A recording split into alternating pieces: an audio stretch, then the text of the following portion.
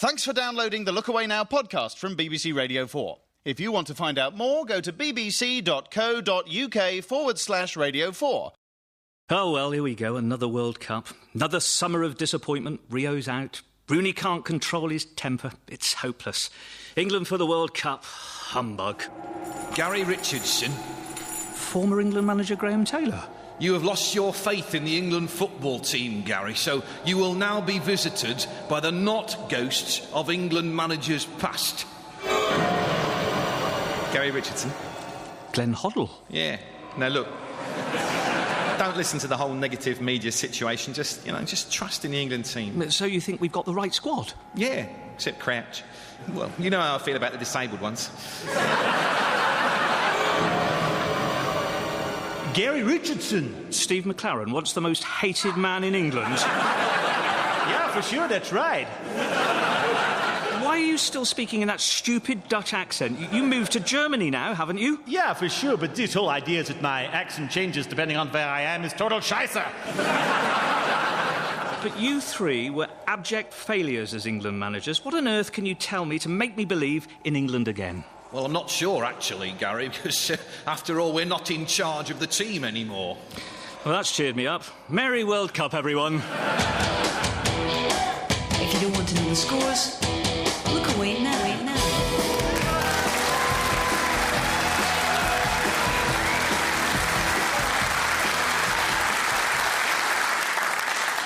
Thank you very much and welcome to the new series of Look Away Now with me, Garry Richardson. Look Away Now is a show about sport on Radio 4, which is a bit like having Nick Griffin take requests on the Asian network.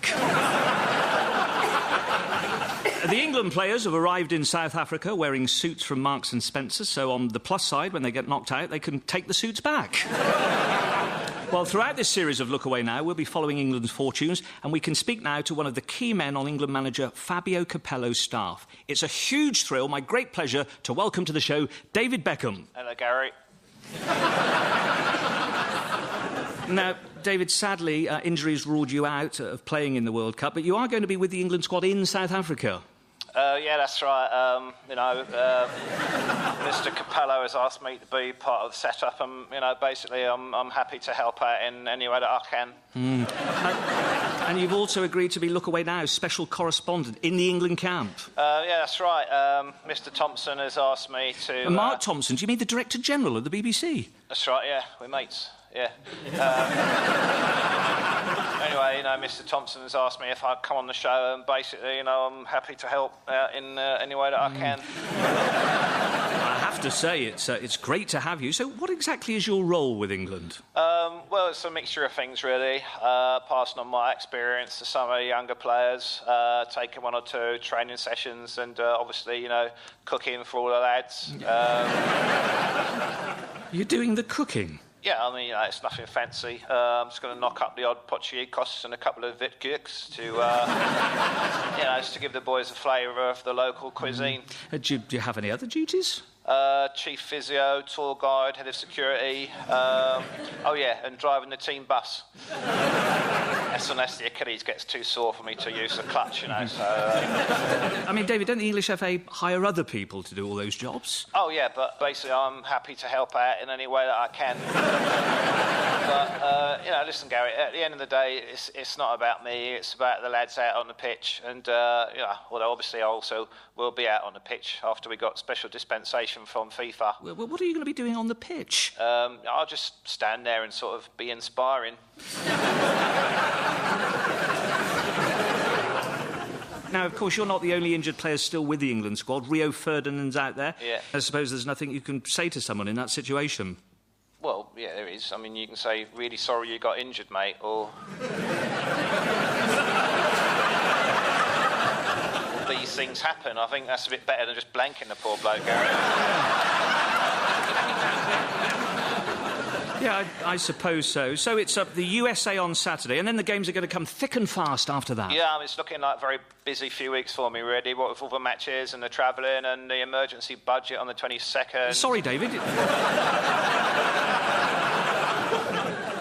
You're going to be involved in the emergency budget? Yeah, Mr. Cameron's asked me to... David Cameron, the Prime Minister? Yeah, that's right, yeah, we're mates. As I say, Mr. Cameron's asked me to have a butcher's at the numbers, and basically I'm happy to help out in any way that I can. Any sneak previews you can give us? Well, I can't go into specifics on air, Gary, obviously, but, well, to be fair, we all know there's a colossal fiscal deficit that no amount of quantitative easing on its own can hope to ameliorate at the end of the day. Well, it's a cliche, but it's a good one. David Beckham, thank you very much indeed. I'm happy to help out, Gary.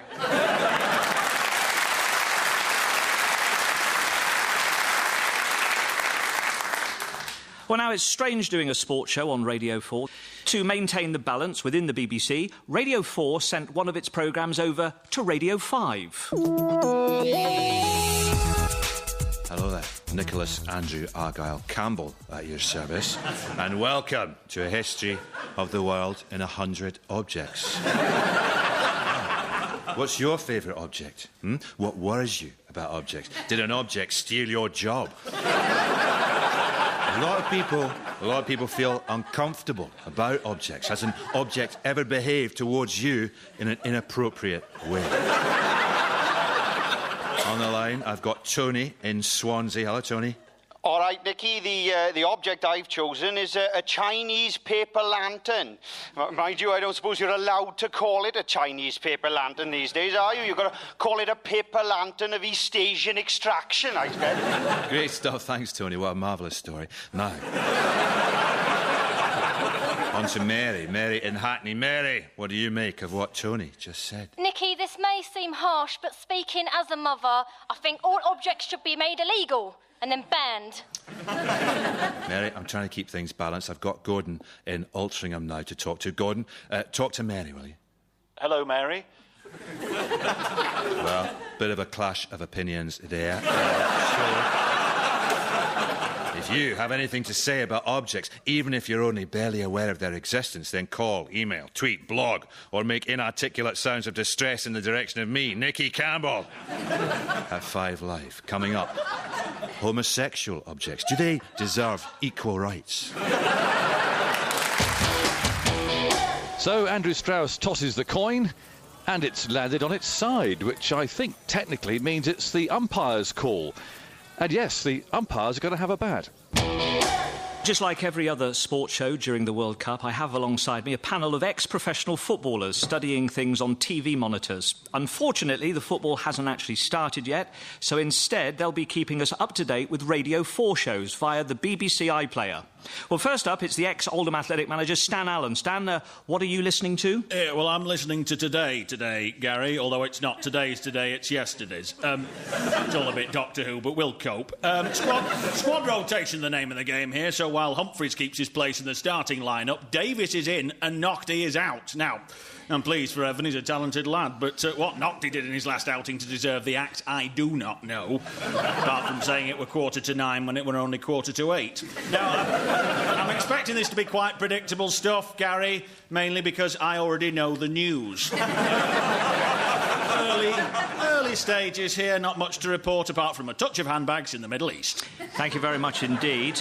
Now, news coming in from Radio 4 shows elsewhere on the iPlayer tonight. Over at Just a Minute, I'm hearing that Sue Perkins has just gone in, studs up on Giles Brandreth. Sounds horrendous, but because the audience enjoyed the challenge, she's been allowed to continue.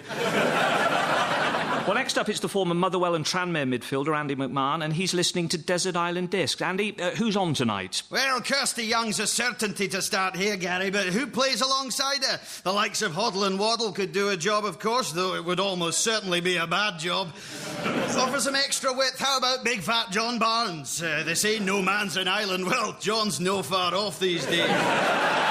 I have to say, I'm hoping we might get one of the 3 main footballing Allens. Who are the 3 footballing Allens? Shearer, Hansen and Lilly. Well, here's the announcement now, Gary. Oh, that's a bad mistake. That is a bad mistake. We've got some scientist who nobody's ever heard of. That is a disgrace. Back to you. Finally, we have the ex-Walsall defender, Brian Brown. Brian, what are you keeping an ear on for us this week? Oh, hello, Gary. I'm listening to Woman's Hour. Oh. Thanks a lot. It's like that week I spent at Arsenal Ladies all over again. Yeah, they look nice enough, but before you know it, they're shaving your back and calling you Gillian. Woman's Hour is actually very popular. It's not a real programme, is it? I mean, Jenny Murray's a good captain. He's probably the best they've had, but she wouldn't even make the subs bench on Moneybox Live. Now, I'm expecting poor first touches, very slow pace, and cupcakes at half-time. Gentlemen, thank you very much indeed. We'll catch up with you later in the show. If there's one thing football fans can count on during the World Cup, it's that people who don't understand football are going to say a lot of really annoying things to you. Things like, they've given the ITV gig to Adrian Chiles, so you'll have to stay on the radio, Gary. So here with a guide to the most annoying things you can say to a football fan is Danielle Ward. Hello, Gary. Now, we all know the classics. What's offside? Why is he picking it up? Heskey can't be that bad, can he? But this evening, I aim to find the single most annoying thing you can say to a football fan during the World Cup. How are you going to do that? With the help of FIFA. Football Irritation Frequency Apparatus. We calibrated the device by leaving it in a room with Garth Crooks for half an hour. So its annoyance threshold is actually very high. Now, I'll just attach this to your wrist while you start watching a football match. OK, I'll start with something simple. Has he got number 1 on his shirt because he's the best? Good, it's working. Here's the next one. Why is it called football? Shouldn't it be feetball? It's working. I was fairly irritated. Right, I'm going to step it up a bit now. Why don't they just put all the players in goal? Then no one would score. Why haven't they picked Ryan Giggs? He's really good, isn't he? How many points do you get for a kick? It is quite irritating, but no worse than listening to Andy Townsend. Could the referee have a green card or something for when a player's really good? I just don't think you found the most irritating one yet. OK, how about this? Why are you so upset? It's only a game. Yeah, that's the one, Danielle. Thank you. Now, the big talking point at the World Cup in the last 24 hours is altitude. With 6 of South Africa's 10 stadiums standing more than 1,000 metres above sea level, there won't have been many elite sportsmen this high since Ian Botham's 50th birthday party.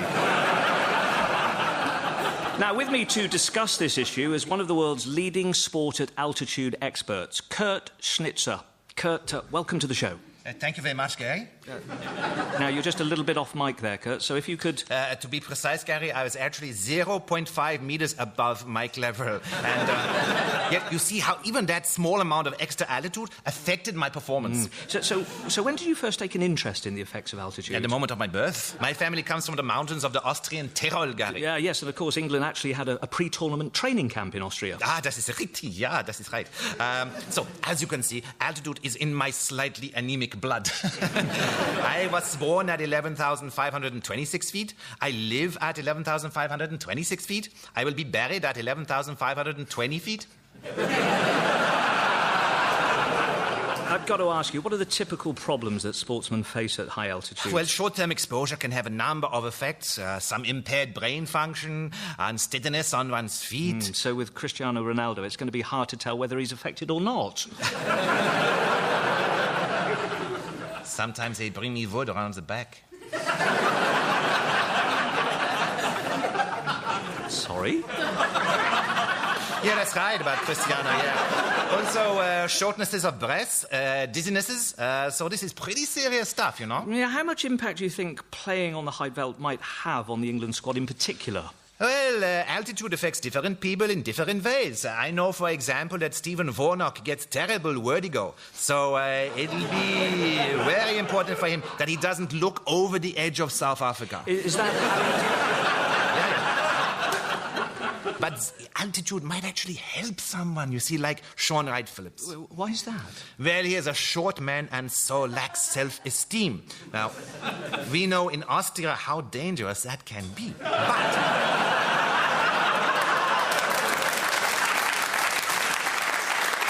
But the taller players, you know, are going to have major problems. It's no exaggeration to say that Peter Crouch may well bump his head on the moon. Kurt, frankly, I'm starting to get a little bit... Oh, sorry, I forgot to disconnect myself from Danielle's machine.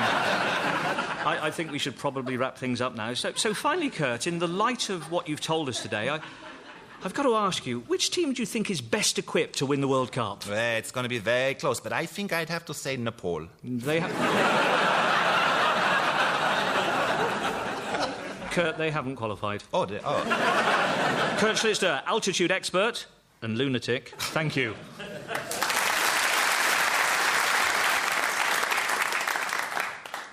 Now, many of you at home will know me from Radio 4's flagship news programme Today, on which I'm given a generous amount of time to cover the day's sports news, and I'm generally treated as an equal by the serious news journalists. Well, seeing this is my show, I thought it would be only polite to return the favour. So here with a summary of the news is Today presenter Justin Webb. Thanks, Garry.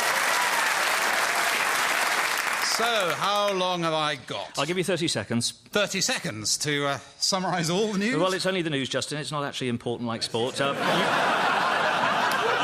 Clock's running. You've got 25 seconds now. Right. Big cuts on the way. John McDonnell pulls out. People aren't going to be allowed to build stuff in their gardens. New immigration rules. Oil still gushing. More sanctions in Iran. Tesco boss to resign. Dutch election and lots of snakes are dying. Thanks, Justin. That was a lot of fun. Actually, Garry, we are just getting reports that the USA has declared war on Canada. Yeah, we haven't got time for that. Not when there's badminton to be discussed. Oh, and... Justin... Yes? As you're on your way out, milk and 2 sugars, please.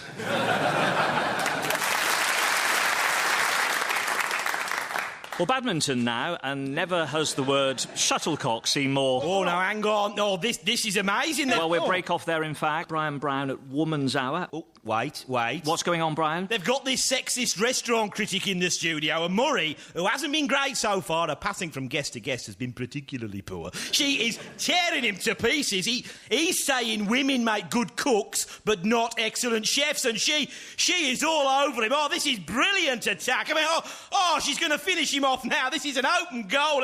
What? No. They've gone and moved to a feature on independent schools. No one's there for that, Garry. No one. No. News coming in from elsewhere on the iPlayer, where we're hearing of unrest at Gardener's Question Time, where Bob Flowerdew has put in a transfer request and made a come-and-get-me plea to the Moral Maze.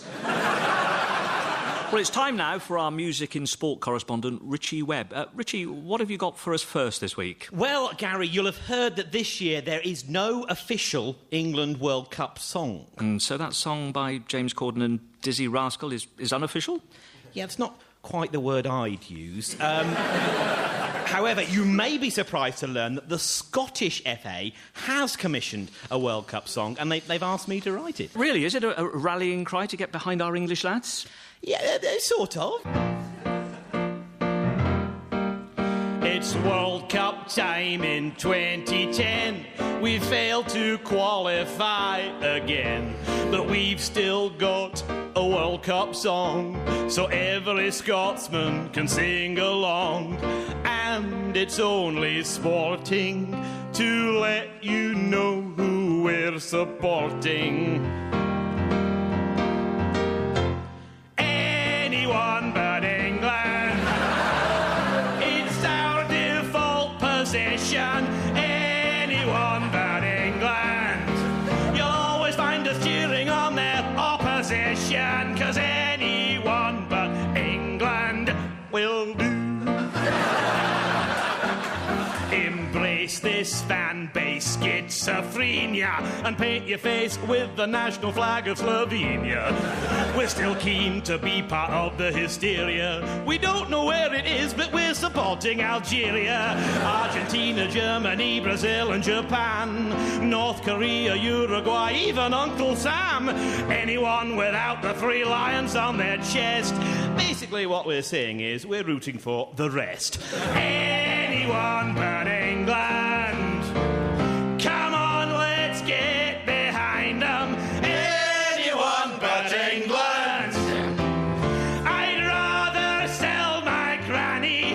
Anyone but England. If they were playing, I'd be cheering for the Talibani. Anyone but England. 'Cause we've been left on the football shelf. Anyone but England.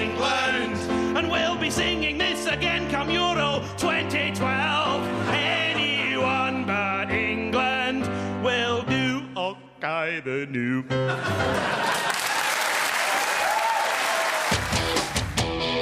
And at the 13th mile, Paula Radcliffe is flagging heavily and must be severely regretting this lap of honour.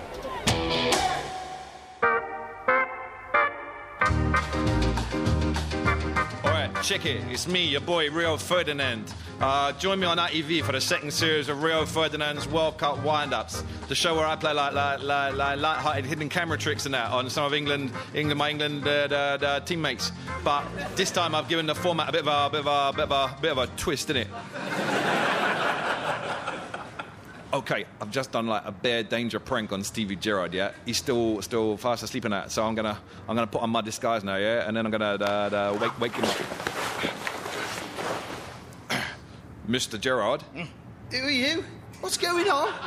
Mr. Gerrard, I'm very sorry, but you had a medical emergency in the night, and we had no choice but to operate, innit? Bloody hell, me feet! I've got no feet. Where are me feet? It's me, yeah, Rio Ferdinand. You got murked, Stevie, man. What? It's a prank, innit? We filmed the whole thing, yeah? That was sick, man. You should have seen your face, man. This isn't a prank, Rio. You've cut me bloody feet off. Yeah. And now, Stevie, now you understand my pain, innit? Now you know how it feels. If I can't lift the World Cup, then why should you, man? So I'm just saying, share my heartache, Stevie, yeah? You share it, man. Me feet. Share it. That's Rio Ferdinand's World Cup wind-ups on ITV. Check out our website for an exclusive chance to win one of Frank Lampard's kidneys, yeah? Now, we're all looking forward to England's first group match against the USA on Saturday. Personally, I'm as excited as I ever get. See? But what do Britain's neglected and belligerent offspring, the Americans, think their chances are? Well, to find out, we have for you now an exclusive clip of the American version of Look Away Now.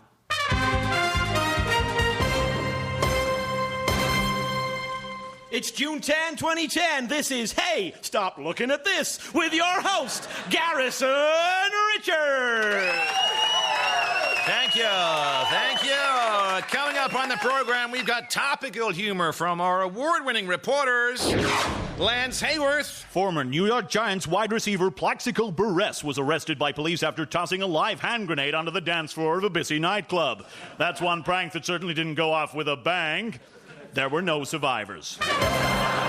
Lemuel David. Triple Crown-winning horse Mr. Hooves made a surprise visit today to the children of the intensive care ward of St. Mary's Hospital, Kentucky, so that the sick kids could meet their equine hero. There were no survivors. But first, in women's sports, the USA line up to play England in the World Cup of Soccer this Saturday. Joining me now is Wardell Daniels. Wardell, do England stand a chance on Saturday? Not really, Garrison. England has been dogged by injuries this trimester, with safety player Beckham 23 recovering from a ruptured Achilles tendon. No, Beckham 23. Indeed, Garrison. Without Beckham 23's input in the crossing play, England's offense have made a massive 48 squanders in the regular season. Pretty conclusive stuff. In conclusion? Expect Team US to claim victory by 4 inches. Wardell Daniels, thank you. Badminton now, and never has the word shuttle Johnson been more appropriate. Let's leave it there, shall we? Angry, IQ less than 30, driving a white van with one hand on your phone and the other out of the window? Then you're probably calling the Look Away Now rant line. Right, yeah, hello. I'm sick and bloody tired of all this coverage of the World Cup. Yeah, if I wanted a global spectacle of epic proportions that comes about once every 4 years and unites the world in joyous revelry for 4 short weeks, I could get it at home, thank you very much. Yes, hello, Sir Patrick Stewart here. Please would you ask Garry Richardson to stop leaving me messages on my answer phone. I have no idea how the transporters work on Star Trek, as they are not real. Oh, yes, hi. This is Workforce. I won the derby on the weekend. Yeah, I just wanted to thank everyone for your cards and texts and everything. I'm really chuffed. I'm sorry I can't reply to every message, but I am a horse. Hello, my name is Alan Rickman. I'm just returning a call from Garry Richardson. In response, yes, it is fun playing Professor Snape. In the Harry Potter film. And yes, I do think you could be a wizard too when you grow up. Hello there. Yes, this is Justin Webb from the Today programme. More now on that possible war between the USA and Canada.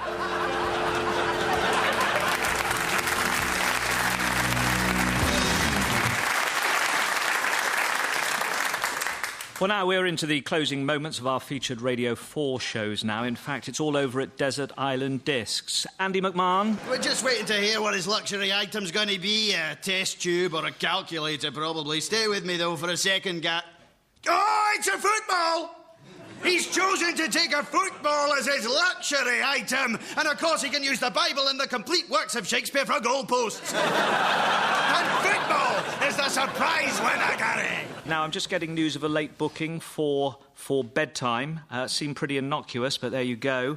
Let's see if there's been a big finish on the cards over it today. Stan Allen. Whoa, just as enjoyment, with only a few seconds left, Davis has asked quite a complicated question to Will Self, and Self has embarked on a line of thought which I don't think he's going to have time to complete. Real danger here, Garry. Davis is desperately trying to get a little touch in there. Humphries too, but Self is away, and I don't think they're going to catch him now. He's still going, and still going. Self all the way, and he's crashed the pips. Unbelievable, Garry. He has crashed the pips.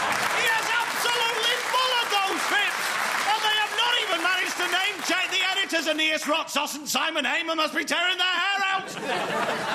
Finally, it's back to Brian at Woman's Hour. How have things ended there? Really, really weirdly. I mean, baffling. Gentlemen, thank you very much indeed. Now, that's all from Look Away Now. Join us next week when, after Neil Lennon is made manager of Celtic and Danny Lennon is made manager of St Mirren, I'll be hoping John Lennon gets the Liverpool job to win me a massive treble. Good night. Look Away Now was presented by Garry Richardson with Alistair McGowan, Lawrence Howarth, Dave Lamb, Richie Webb, Danielle Ward, and me, Justin Webb. Come on, hurry up, we're almost out of time. It was written by the cast: Humphrey Carr, David Reed, Roderick Crooks, Stan Meyer, Nadia Kamal, Josh Widdicombe, Simon Littlefield, James Kettle and John Hunter. Get a move on, the pips are coming. The music was by Richie Webb, and Look Away Now was produced...